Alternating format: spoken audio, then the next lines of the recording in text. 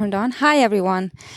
Hi, everyone on the panel. Hi, to the audience. I'm very happy that we are talking tonight about a very important subject that is very close to my heart. And I would like to introduce the panel first, and then I'm going to give an introduction, and then we're going to start. And we're going to do a Q&A in the last 15 minutes, so you guys can ask questions. Okay, so Renate Künast is a member of parliament for the Green Party since 2002. She has been trained as a lawyer and has been active in many different policy fields as a politician. One of the fields that is particularly important to her is digital violence. In 2017, she also published a book about hate speech with the title, Hate is Not an Opinion. Renate Künast has herself been affected by hate speech countless times. She's been very vocal and active on legal and political action against digital violence. And in 2019, with the help of Hate Aid, she started taking legal action against Facebook, today Meta. This legal action has already led to groundbreaking rulings by the highest German court, and we will talk about this tonight. Hi, Renate Künast. Annalena von Hodenberg is a trained journalist, and in 2018 she founded the organization Hate Aid. Bitte? I was going to say that. Together with Compact and Fearless Democracy. That is very nice of you. Hate Aid is the first digital counseling center exclusively for victims of digital violence. It provides support with emotional counseling, safety counseling, and legal cost funding in civil proceedings. The organization has already advised more than 1,800 clients. Hate Aid is the point of contact for policy and legal questions on the topic of digital violence and works together with several specialized law firms, special prosecution offices, and various federal and state authorities, as well as with European decision makers. Hi, Annalena. Thank you for being here. Thank you. Frances Haugen from far away.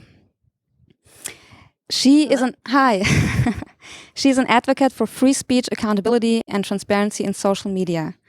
In 2019, she was recruited to Facebook to be the lead product manager on the civic misinformation team, which dealt with issues related to democracy and misinformation. During her time at Facebook, Frances became increasingly alarmed by the choices the company makes prioritizing its profits over public safety and putting people's lives at risk. We're going to talk about that. She made the decision to blow the whistle on Facebook. Frances filed a series of complaints with the US federal government relating to Facebook claiming that the company has been misleading the public and investors on how it handles issues such as climate change, misinformation, hate speech, and the impact of its services on the mental health of children and young adults. Thank you, Frances, for being here. It's early for you, we know. No. Okay, so we want to talk about how big tech is failing us on misogyny and hate online and what to do about it. Before we start, I want to give you some numbers, which is always a little exhausting, but I feel like they're super important, especially on this topic. And I myself was reminded just yesterday that what I know in theory, that numbers are not numbers, but behind numbers, there are so many people with pain and suffering. I was giving an online training yesterday on hate speech, and there were several women in their early to mid-20s, and 3 of them shared their stories of digital hate and violence, and they all shared the same pain. They posted pictures or other kinds of posts online, and they got the same insults like whore and slut and bitch, the thing that we know women get a lot. And they all withdrew completely from any social media and are full of pain and fear of ever sharing anything again. And so some numbers. We know that 88% of internet users who have ever witnessed digital violence said that the hatred was directed at women. That says a German nationwide representative survey by IDZ Jena from 2019. The Economist in a study found that 9 out of 10 women report that digital violence affects their well-being. And what is especially alarming is that the prevalence of online violence against women was especially high in the Middle East with 98%, Latin America and Caribbean with 91%, and Africa 90%. We're going to talk about this because Facebook, we know, allocates most of its resources in the States and not worldwide. And a survey commissioned by Hate Aid and the Landecker Digital Justice Movement from 2021 says that 30% of all women in the EU fear that fake nude or intimate images could be published online without consent. And for fear of hate, 52% of women express their opinion on the internet less often. So half of the women express themselves less often on the internet because they're afraid that they're going to be harassed. Annalena, you've been working with people who have been victims of digital violence for many years now. So we heard these numbers, but what is your experiences from all the work that you've been doing with these people? So we have a consultation, and you just said it's over 1,800 people, as it's even 2,000 people that we have consulted in the 3 years. And it's not that, if we look at our numbers, it's not that it's so many more women that we are consulting, but if we look at, because we always assess from the content that they send us, the hateful content, death threats, rape threats, threats of mutilation of genitals, we see that they are more severe than the stuff that men send us. So we send this more often to the prosecutor and to prosecution, content that women send us than the content that heterosexual white men send us, to be fair. Because if you look at, for example, homosexual men, it looks very different from what they receive than heterosexual white men. And what we see, what is particularly something that women receive whenever they speak out publicly on social media, is that the threats and insults become immediately sexualized. And immediately, it is about their appearance. It immediately goes away from the subject of discussion in political debates and debates about activism and debates about opinions, whatever. And it becomes sexualized. It's about, rape threats. And also women receive we've seen now that women receive recently sexualized content that is image-based. So we see their pictures, either fake pictures or stolen pictures on porn platforms. We see it's very deep fakes that are published on porn platforms. So we see that women also if you take, and we will talk about that later probably with Renate, even if you take the most basic insults, there was always going to be a sexual component and also a misogynist component. So, and what we also see is that there are certain subjects that women are likely to be threatened after they touch them. Classic is feminism. So if you, as a woman, voice an opinion about feminism that is pro-feminist on social media, you will have some violent experience. I've had that. Yeah. Exactly. So I mean that every woman can has an experience with that. So there's feminism, also activists against right extremism, migration is something. So you have certain subjects but feminism is one of the subjects where women get threatened 100% the most. And we also see that it's it's young women especially that are, we've also seen that in the survey, that young women are especially attacked. Young meaning how old? 18 to 35. If you look at this age group, they have received more frequently digital violence. So we can say that for young women, to be active online means to have a violent experience. It's basically a given. Yes, it's basically given. And we also see that it's certain groups that are especially attacked. Young female politicians. Then we look at more components of discrimination. So if we look at women who are lesbians, who are LGBT, who belong to the LGBTIQ community, who are Black, who are, wherever you can find disabled, wherever you can find another component that adds to the women component, it gets worse. So the more marginalized, the less you should speak out. Yeah, basically. In the view of the haters. Yeah. you just said that these threats are often sexualized, and that makes me think of one of the two major court cases that you and Renate Künast have done, because like maybe Renate, you can say something about this. One of the cases was about 22 insults on Facebook, and one of the lower courts in Berlin said that the original quote that was it was a misquote. It was a misquote, exactly. Was on a sexual matter, so you should expect sexual comments about that. That was one of the explanations that's why these 22 comments are okay. What was your experience in this whole court case? My first experience was that I got very angry about this court. My first quote was, "How can 3 men decide that?" And then I figured out it's 1 man and 2 women. So not only men can be misogynist. That's what I've seen again here. You see, it was really curious saying that the misquote was a misquote, and we sent evidence for that. But despite of that, the court says, as a politician, you have to deal with all this kind of hate and aggressive content and so on. And the other point, as you mentioned, was, it's a similar content. You see, that really drove me angry, that someone, when I say that this is a misquote, and I never did this, I think that was Süddeutsche Zeitung or something, and we even could deliver that the Süddeutsche Zeitung said nowhere in our archives is a quote like this from Renate Künast.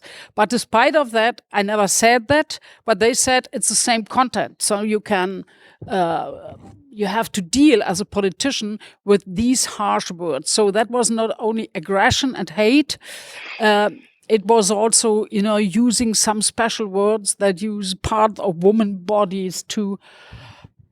And also, if I can add, and also, I mean, it was misogynist content, and the court didn't consider it to be misogynist. They just considered it to be an insult, and it was a misogynist insult, and that makes a difference. And also, the misquote came from a right extremist. Sven Liebig. Exactly. So well-known right extremist, and the court didn't consider this. So they just looked at the misquote, and they looked at the insults, and they said, the misquote is sexualized. The insult is also sexualized. So all good for Renate. And as a politician, you need to be able to deal with it, basically. Yes, you have to go with it. It's not only about my constitution. We have to deal with it. And so we went on the way to the second court, and then to the third court, which was the Federal Constitutional Court of Germany. And in this February, we succeeded, and I think there were very few more really important sentences. One point was that they said that it is of public interest. Public interest means it's interest of the society of the republic. It is of public interest that people that are engaged in public offices, wherever, and show themselves outside, that they have to see that their personal rights and personal freedom is protected. I think this is one of the most important points, because that this is like, you are wrong. To the Berlin court, to the first court, and the second court. You are totally wrong. They cannot just say, you have to deal with this. There were some other harsh sentences in the Constitutional Court, proving the court, the lower court, that they did not do good law work. It's a bit like telling a student, write it again, you see. And the next important point was that they really focused on the digital situation, and said that you also have to look at reproduction and the outreach of a misquote or a hate post or so on. So we have some really basic sentence by the federal court for civil courts, for public prosecutors, and so on. So at the very end, I felt very well. So, and I think what is really important also is that you just read this number. 52% of women in Europe say, okay, they don't They are at times threatened to voice their opinion online because they are afraid of digital violence, online hate. So if we look at politicians that are especially targeted, and that's what the court also recognized is, if they have to endure, and especially women politicians, if they have to endure these kind of insults all the time in this massive outreach, then at some point they will just say, okay, I'm out of office, I'm done, I can't take it anymore. And I think that was a very important recognition, and especially that it was also a woman that got this recognition, although this also applies to men in politics and public offices as well. And if I may add, I always say that the future of democracy will be decided in the internet. Why? Because the internet is also changing the analog world. We see, if you look at Breivik in Oslo, Christchurch, Halle, and all the other things, we see that people really get changed their mind and forced by the algorithm and so on just to go out to kill someone or a lot of people.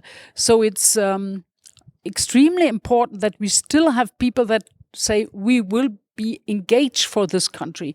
We go for public office, for public activities. So it's a basic point for our democracy that people don't go back, especially women, and say we don't engage. Because if people are not, working for their own country, even working for making it better, even making democracies better, there is always something to do, of course. If we don't protect these people, then we'll live in an authoritarian system where there's only one leader and the rest has to be shut up. I mean, when you look at the numbers and the reality in the internet, you could almost say that we are almost there, because a lot of people do not speak out on the internet anymore. And also public opinion forms on the internet, and that's why it's important that everyone speaks out. Francis, you, of course, have known all of this for a while, and you've been working with Facebook for a while until you decided, I can't do this anymore. Can you, for one thing, tell us what, for you, are the most important things that we should know about what happens or happened at Facebook, is still happening, and also what made you make that decision to blow the whistle on Facebook?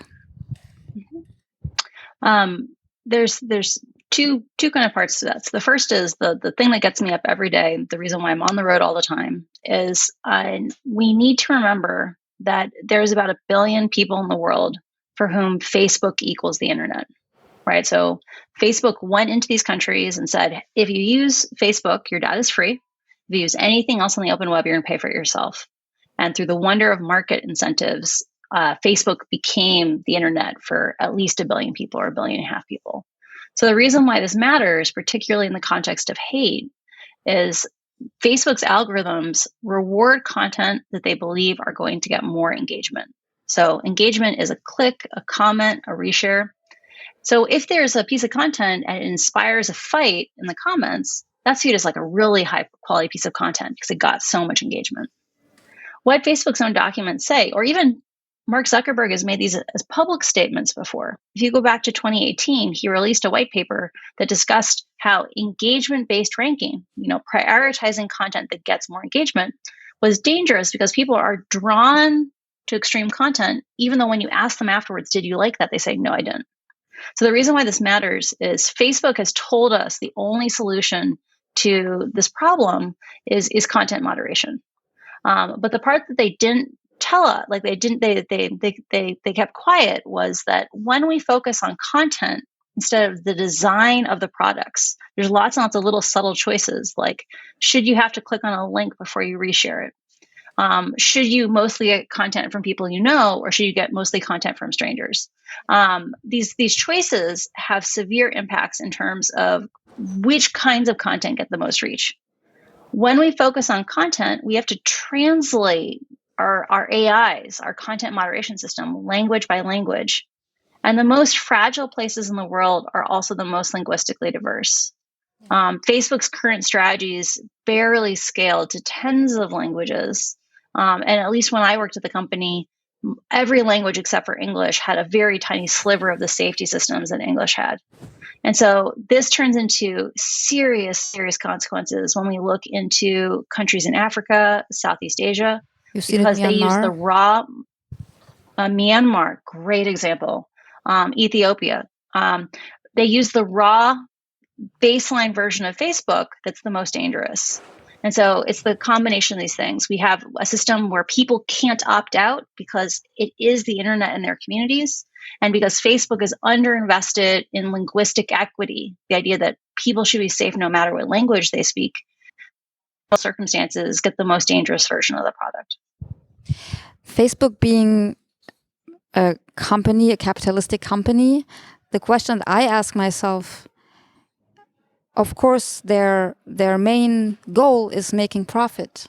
So isn't that the core issue? Isn't that something that's going to prevent Facebook from ever changing? Until the incentives change for Facebook, we should not expect Facebook to change. There's actually kind of two sets of things going on. So you're totally right. Facebook has to report every quarter its profit, its loss, how many users it has. And so it has a motivation, it has a major incentive to always, when there's a conflict between safety and growth, to pick growth. But the second thing that makes this a very different circumstance than every other similarly powerful industry is that we have never had an opportunity to build a public muscle of accountability. To allow us to hold these companies, have oversight on these companies. So, for example, with cars, as cars developed, we were able to run side by side with those cars as we gained intuition and understanding into the limitations of that technology. When it comes to things like social media or other major tech platforms, all the important decisions, all the important mechanics are hidden. All we see is our own individual screens. And so we can come out and say, hey, we see examples of this behavior. And historically, all that Facebook would do is they would say, oh, I'm so sorry about that. That sounds horrible. But that's anecdotal. It's not representative. And what we saw from Facebook's own documents was Facebook knew it was a much bigger problem than they ever let on. Can you elaborate on that? So we need to figure out how to. Sure. So in the case of hate speech, they found in English, they were only taking down 3 to 5% of the hate speech that was being distributed on the platform, even though they were reporting publicly a statistic of 97% of hate speech taken down by Facebook was taken down by Facebook's AIs. 97% sounds like a great number, but it's one of these great examples of how Facebook dances with data. So that fraction isn't total hate speech taken down divided by all hate speech on the platform. It's stuff taken down by robots divided by stuff taken down by robots plus stuff reported by people.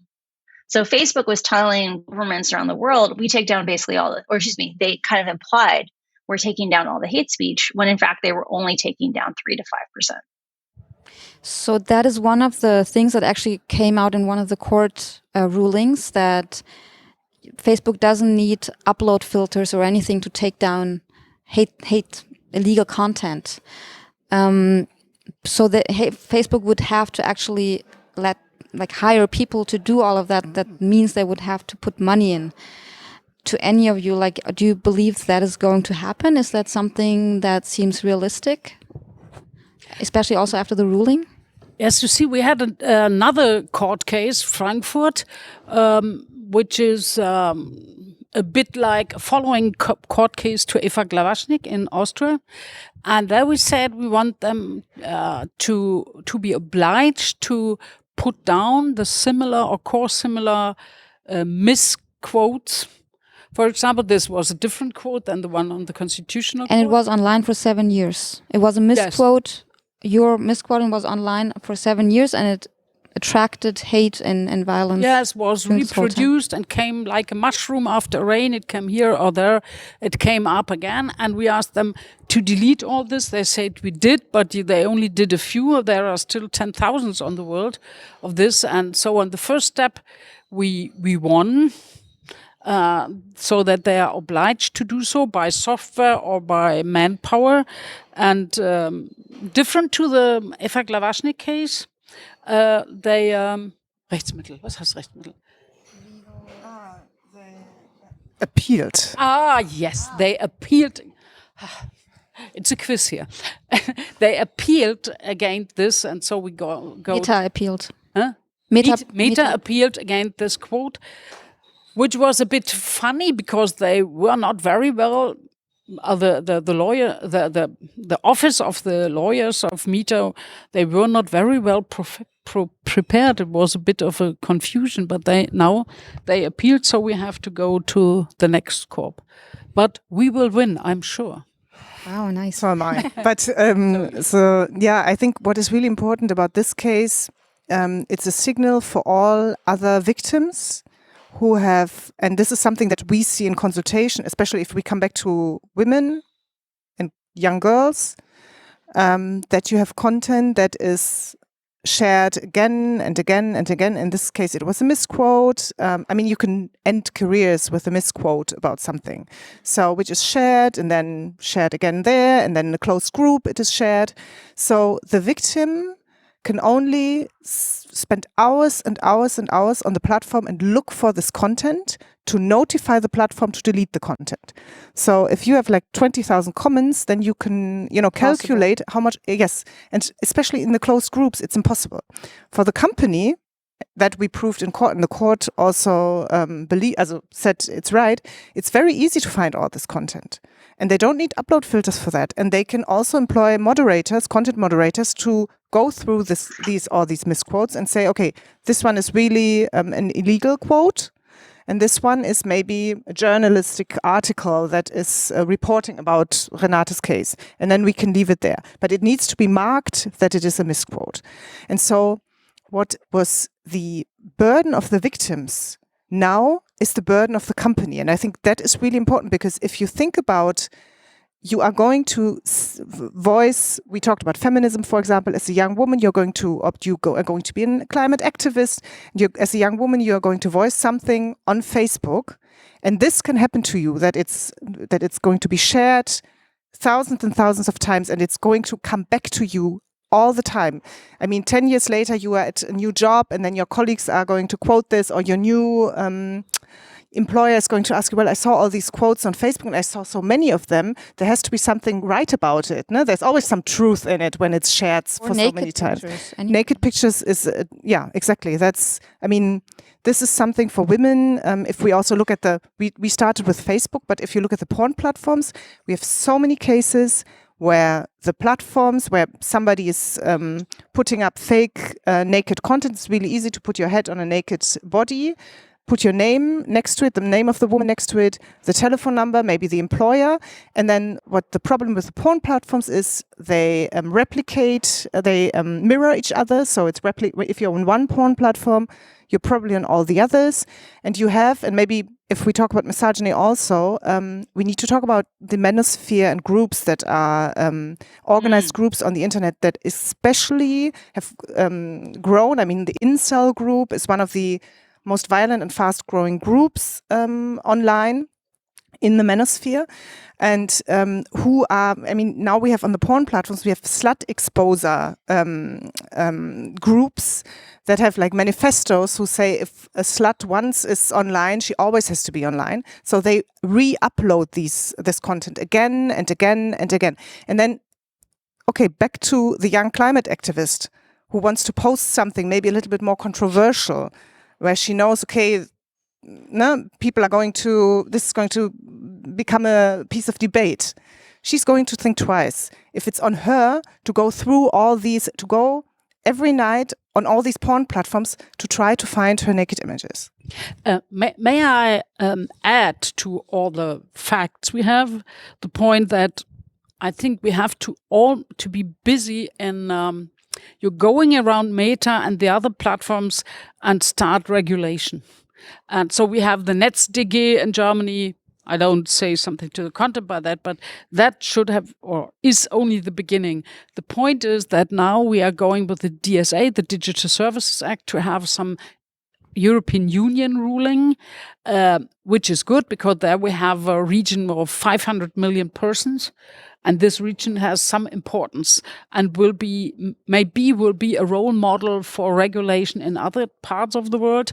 We have the court sentences, so on. And I think it's all on the point. We are, as Francis says, when we had the car, to control the car, you had a real car in front of you, every piece of the car, you could see it and you could control and regulate, for example. It's more difficult with the internet, but this is our job. We are a bit late, but the job is to regulate and to say that the same basic values have to be implemented in the internet, that the same values have to be followed by the police. They have to be educated. They need enough staff, also the courts and the public prosecutors. They need to do their job, basically. Yeah, that is the short version. They need to do their job on this, but they also need staff for it and education if they're just coming from the analog world. And overall, there is the point, we cannot allow this kind of a business model without our reaction to it. Now, Francis, we've talked about the rulings in Germany and the situation in Europe. Can you say something to what the situation is in the States? You have a different understanding of the First Amendment, freedom of speech. It's a lot wider than what we have here in Europe or Germany. Like, does Facebook care about anything that happens here? And like, what is the conversation in the States? It's important to remember that Facebook at this point has invested probably hundreds of millions of dollars in trying to constrain the narrative around what even our options are. When we look at things like the oversight board. So the Facebook oversight board sounds like it's an organization that's meant to ask questions of Facebook, hold them accountable. But Facebook was very clever. They limited the scope of what the board could work on to only weighing in on judgments around content moderation. They know, they've done lots of research on, as long as they focus the narrative on, yes, there are all these problems, but the only path forward is censorship, nothing will happen in the United States. How did they? Because you're right, we do have a very... How did they? So for example, like So look at the oversight board, right? They spent $120 million endowing the oversight board. And the oversight board doesn't actually have jurisdiction to ask things like, do you have safety systems in all your languages? What are the impacts of the algorithms? Which content gets the most distribution? They don't have that in their mandate. Their mandate is just around content, like should this piece of content have been taken down or left up? And so they've intentionally crafted the narrative that way, but they've also spent a lot of money on lobbyists. And so the thing that the path forward, I think, in the United States that's probably going to be the most impactful is, we never passed laws that regulated big tobacco. All of that was dealt with via class action. So I think the two big pre-regulatory levers that we have in the United States are helping to do capacity building with class action lawyers. And even just this week, there was a large announcement of multiple class action lawsuits regarding teenage mental health. But the secondary one is around investors. One of the things I'm going to be working a lot this year, beyond helping coaching civil litigation, to focus on the product safety choices that Facebook has made, because we think there's a big opportunity to focus the discussion into saying, no, Facebook had a series of choices they made that made the product more dangerous, and they should be liable for that part.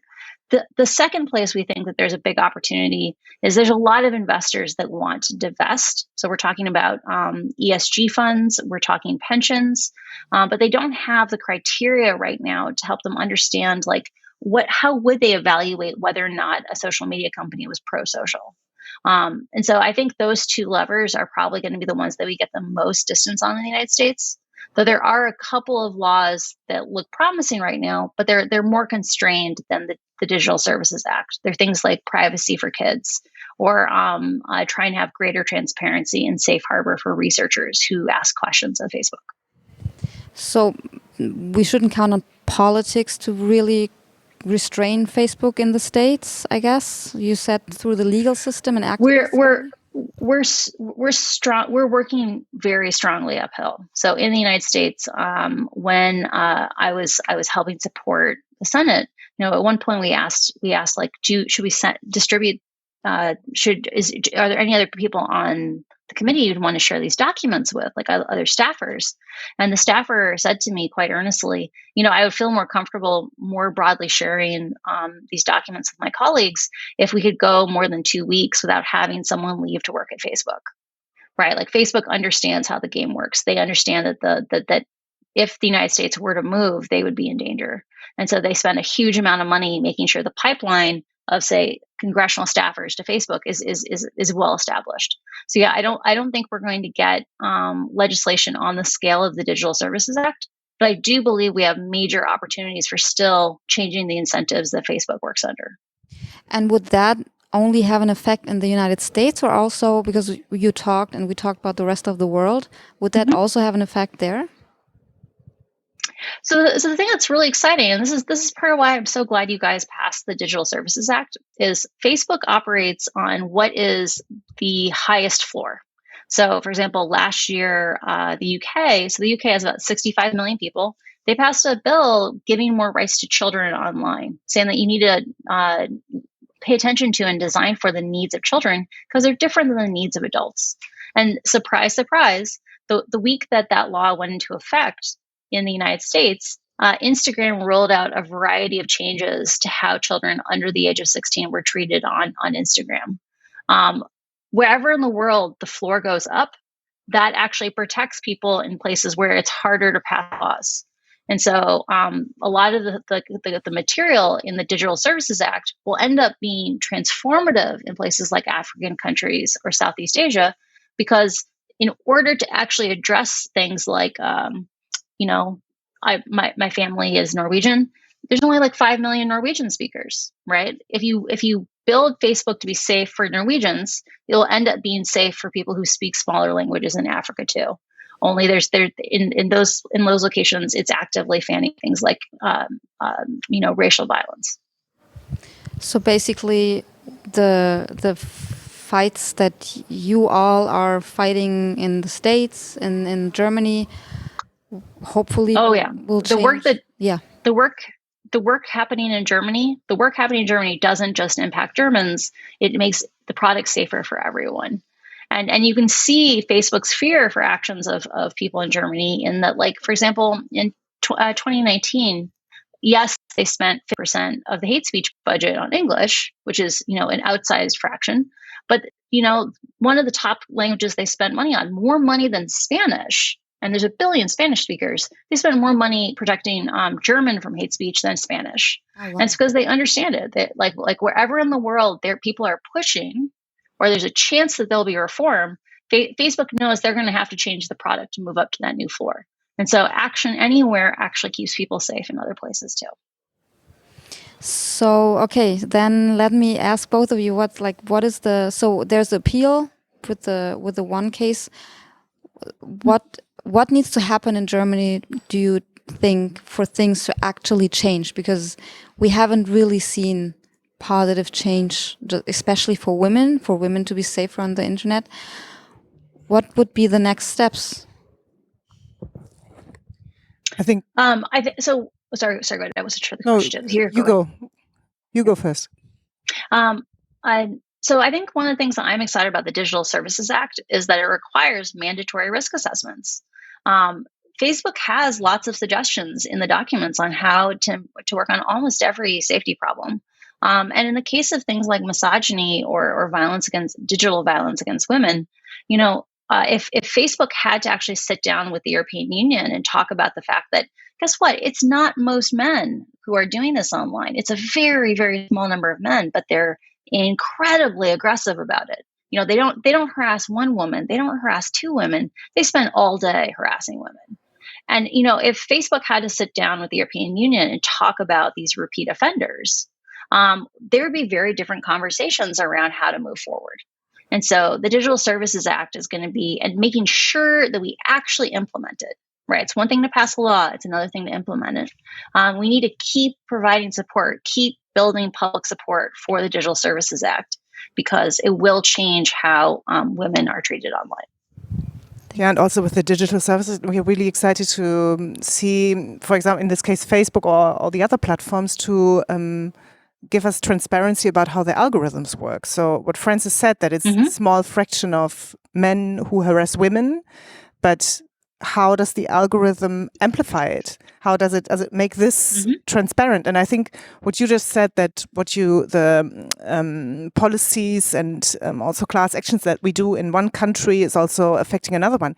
These are really, because if they have to make it transparent here, the algorithm, if they have to do risk assessment here, then it applies also for other countries. Then we know how the algorithm works. Then we know what kind of risk assessment they are doing or not doing, and how, these platforms work. If they now here have to, and this is also something really important in the Digital Services Act, have to open this like black box to researchers, to independent researchers, then, the conclusions that are drawn out of these researchers that are taken on these platforms, we can use them also in other countries as well. So I think, there are still things to do. We had hoped for a little bit more regulation in the Digital Services Act, especially when it comes to women and their rights on porn platforms, because this has not been regulated, and this is going to be in the next years with like the whole deepfake, with how deepfakes being professionalized, being more easily accessible for everyone, is going to be a huge problem for women. It's just the beginning right now. But okay, it's a very good first step. And I think the next thing is, and I'm really excited about seeing class actions being done in the United States. And this is what I think we have to do as well. We have to go for strategic litigation. And this is what we are doing. And once you win one of these cases, it's a symbol for so many other victims to say, okay, then I can do it as well. Then the risk is, I know how my risk is. I can win this case, and I can win it against a huge platform that has all the resources. I can go against Facebook. I can go against Twitter. And I think this is also going to cause a lot of pressure on these platforms. And if we do that and scale it up, then the platform will eventually say, okay, to prevent all these lawsuits, we will change our policy. So I think this is another thing where we have to follow this path of lawsuits.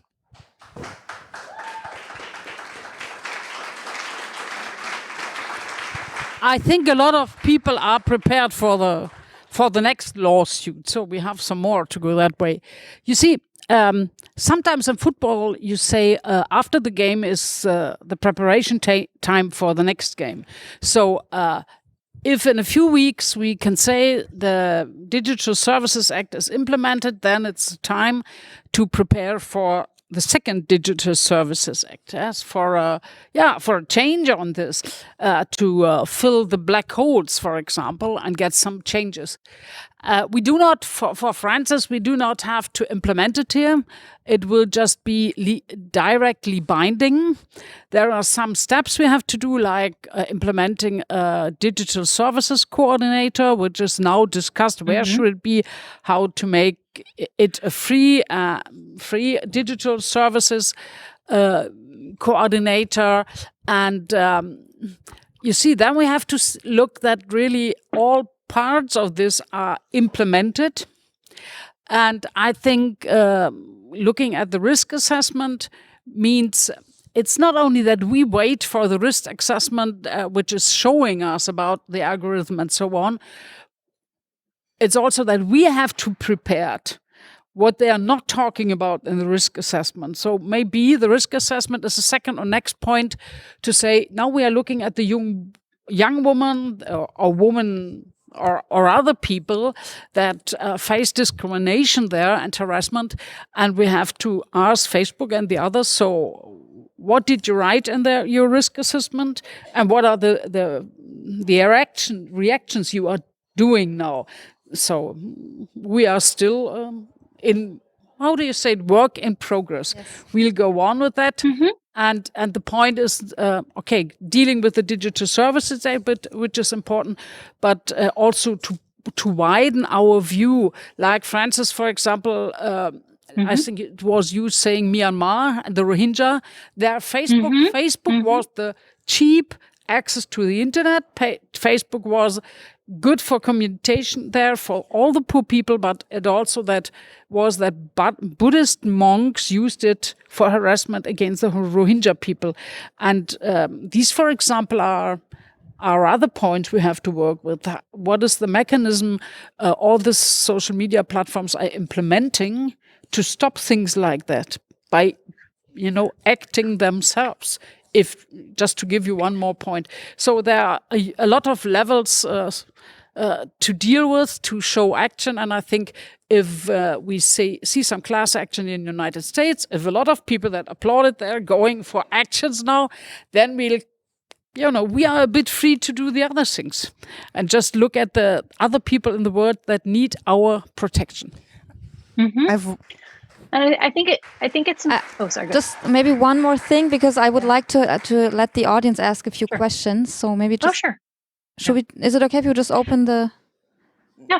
Yeah. Please do. Okay. All right. I don't see anything, but are there any questions? If not, then we can just keep talking. Maybe I have one more thing that I would like to add, as long as we are looking for questions. Something, Francis, you actually said last time we met, and that just kept stuck in my mind.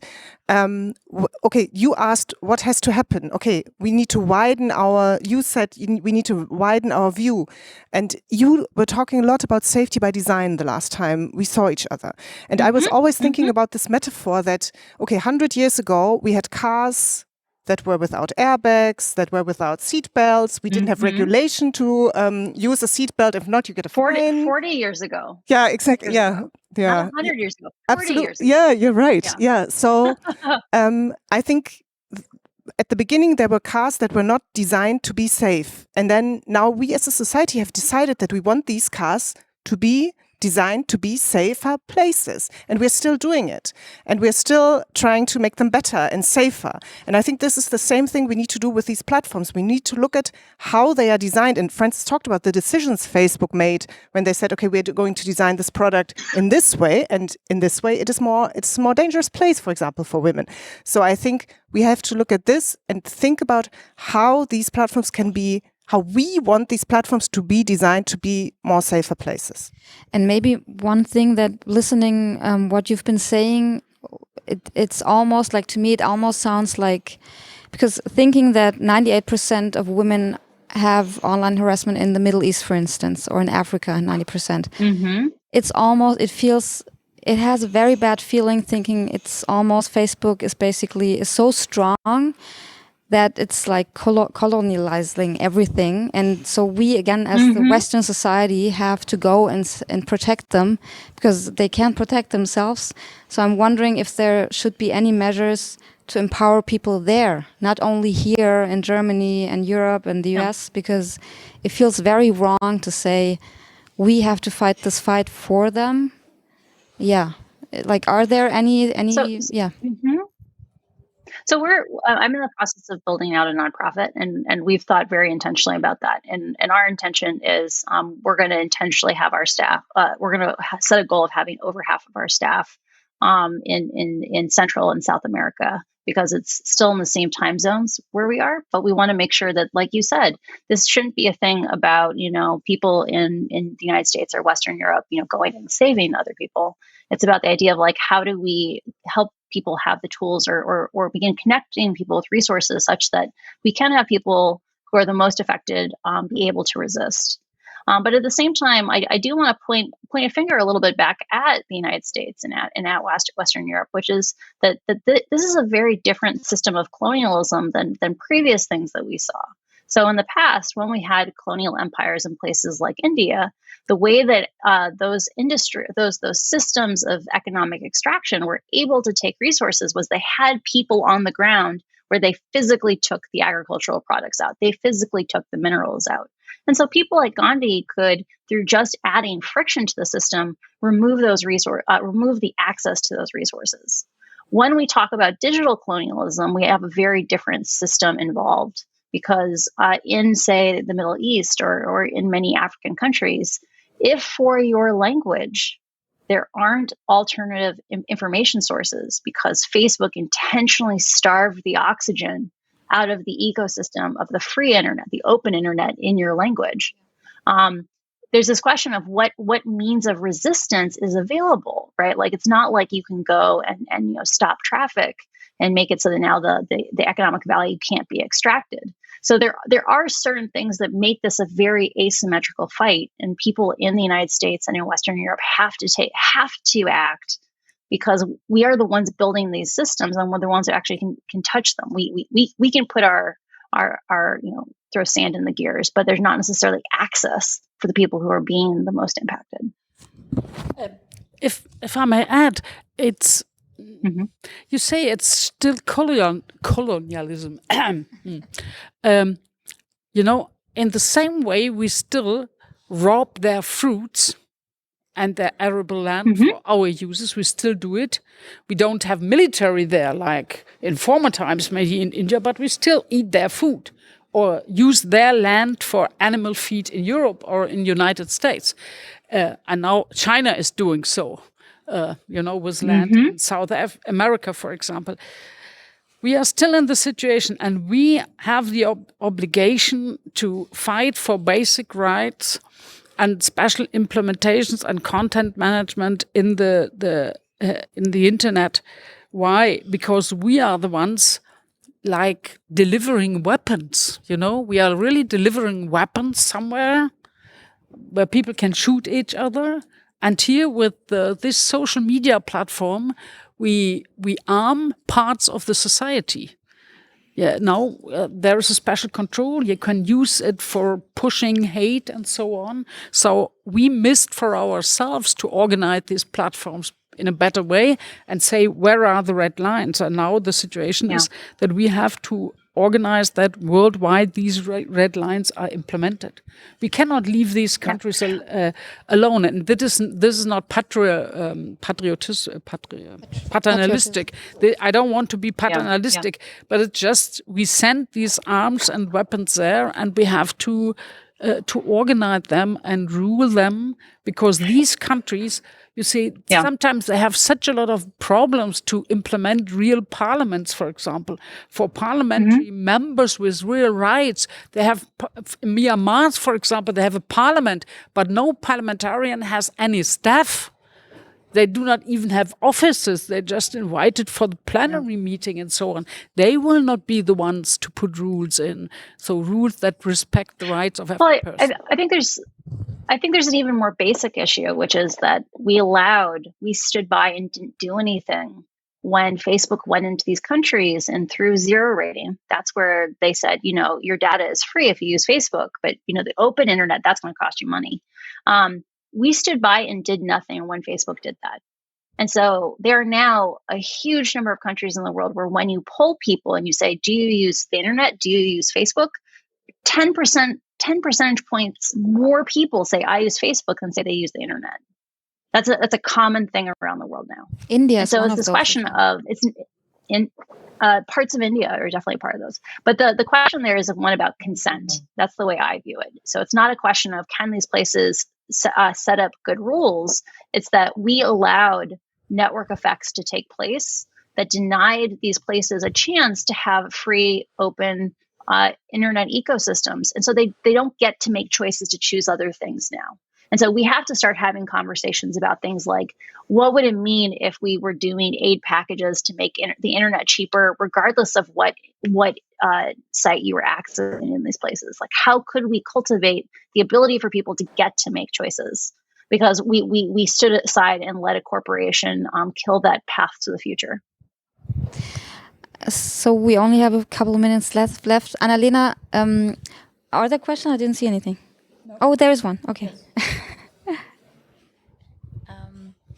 Hi, yeah. So I would like to take the opportunity to ask about TikTok, because we haven't talked about it. And as far as I'm concerned, I feel like it's even more dangerous and even less transparent. So would you say that like right now the legislation is enough, even with like the new legislation coming, is it enough to tackle this monster? Thank you. TikTok and Facebook are approximately the same in terms of transparency. Like neither one is transparent basically at all. The things that are strengths of TikToks are also, I think, some of its weaknesses. So TikTok, because it does come from a more authoritarian tradition, is willing to acknowledge its power. They make claims like, if we see someone is getting too concentrated in a single rabbit hole, we'll try to diversify out the content that they see. That kind of philosophy, the idea that like they acknowledge they have power through their algorithms and they make choices on how to use that power, that's at least a layer more responsibility than what Instagram has indicated. We can't verify it because there's no transparency. We can't weigh in on are those choices good or bad choices because we don't have any transparency, nor the right to like demand a response. So those things are things that hopefully we will get from the Digital Services Act.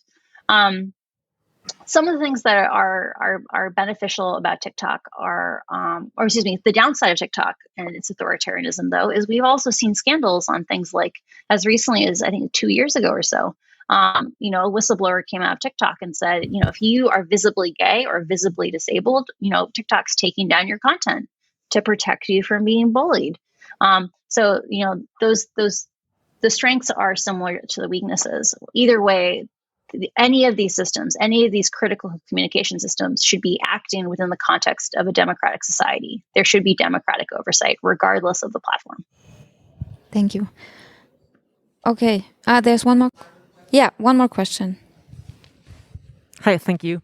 You pointed out that more diverse languages don't get the type of moderation that Meta otherwise does in English, for example.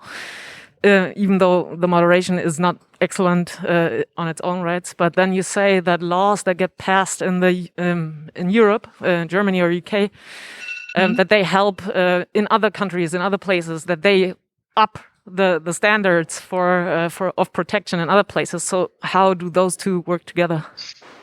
Sure. That's a great question. So the kinds of interventions that I most strongly recommend are not about content, they are about product design. So I'll give you an example. Should you have to click on a link before you reshare it? It sounds really simple. If you require someone to click on a link for free, you get about 10 or 15% less misinformation. Or Facebook has run studies where they say, hey, if we just show you more content that you consented to, so like more content from your family and friends, less content that you didn't ask for. For example, someone invited you to a group, but you never consented. But because you clicked on something or because you put a comment on something saying that's hate speech, Facebook was like, ooh, you engaged, you must like it. You just give people more content they asked for, they consented to. For free, you get less hate speech, less violence, and less nudity. Because the problem with social media is not your friends and family. It's about systems of distribution and systems of amplification that are biased towards more extreme content. So I'm making a hunch here, like we can't read the future. But if Europe comes in and says, hey, Norwegian is just as valuable as English, right? Like let's take a radical stance. Norwegian is just as valuable as English, or the languages spoken by the Sami in northern Norway are just as important as English. The only way you can keep smaller populations safe is to lean on those product safety strategies, because those don't deal with content. They just deal with how information is distributed on these systems. And the nice thing is if you push those companies back towards something closer to the public good for that equilibrium, it happens to be it also then works for small indigenous languages in South America or smaller languages in Africa. Okay, I think I just want another question. Just Annalena, there are a lot of people here. Maybe you can tell people what they can do to support the fight to protect everyone on the internet. What can everyone do? I think you can do lots of things. I mean, you can, first of all, if you see something that seems to you illegal, you should you should go to the police and report it. And even that now here in Germany, Francis, you don't know it, but we had a couple of weeks ago, we had a show where it showed how law enforcement is not really complying with what they should do online. I think for a lot of victims that has been it has been disheartening because Then I go to the police, what is happening to me? Nothing is happening. But no, I think I encourage everyone to go and file charges. We have to flood these law enforcement agencies with these cases, and then they can't look away anymore. And we have to show them that the numbers are there, that this is a really serious problem. I think this is one thing. Go to court also in the cases where we have landmark cases, in cases where you have the chance to, also we support with like civil court cases. Go to court and ask our state of right to do their job, as we did with Renate. And I think this is really important, to demand the system to also implement our democratic structures in the digital world. And I think what you can also do as, just somebody who is who's like a good citizen, if you see people being harassed, being threatened, and this sounds really simple and sometimes maybe cheesy, but I can tell you that in the consultation, what our people who have been victims of digital violence, affected by digital violence, always say is, when they get attacked, the most important thing is that there are other people who speak up for them, that there are people who send them a direct message and say, I saw what happened to you, I support you. It seems to be so simple, but it is in this moment where somebody gets violently attacked, and this is something that goes to an emotional core of people and changes lives. I mean, we all know that. It's so important to know that you are not alone, and that it's not the world against you, but there are people standing next to you and standing next to you and standing behind you, and sometimes always stand before you, and you're not alone. Thank you.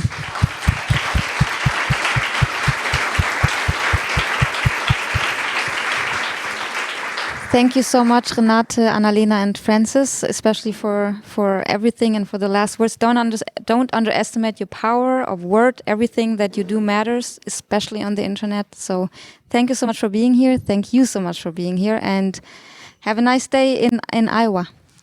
Thank you. Have a good day. Bye.